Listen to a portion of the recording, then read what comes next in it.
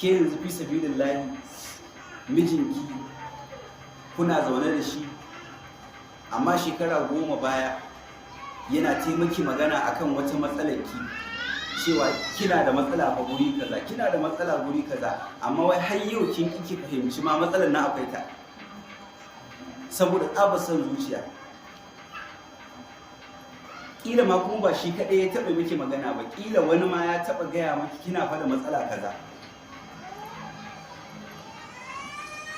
amma kuma har yanzu wai kin ƙi yadda ma da kina da matsalar balantana ki gyara. To irin wannan yanayin ne ke ba a so.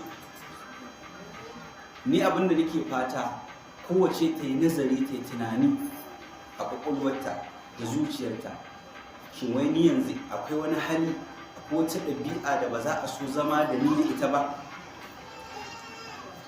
Kuma ba wai iya miji ba, maƙotanki da abokan aikinki da iyayenki da duk waɗanda Allah ya haɗa ku rayuwa da su, ki ɗauka filla-filla, ki fara da miji da shine kusan ai mafi kusanci gare ki ko.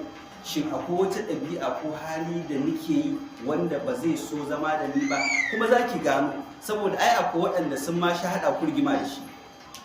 To sai ki fara ƙoƙarin magance su. Ba ki iya magance su rana ɗaya, saboda ita ɗabi'a da hali wata ma da ita kika zo duniya, wata kuma daga baya kika same ta saboda cuɗanya da wasu mutane ko kuma inda kika taso. To amma a hankali kina ragewa. Ni gani nake babban ma nasara ki gano ma matsalar. To sai ki zo ga batun iyaye da kila sai in dai gidan aure kin ga lokaci ba lokaci ne ke ziyartar su. To sai ki lissafi, shin akwai wani abin da nake da shi na mu'amala ta da waɗannan iyayen nawa da yake da matsala ya kamata in gyara? To sai ki ƙara gaba zuwa ga makwabta, abokan aiki da 'ya'yanki da sauransu. Wallahi wannan shine lissafi, shine hisabi da sayyidina Umar Allah ya ƙara mashi yarda yake cewa ku yi kanku hisabi kafin a yi muku.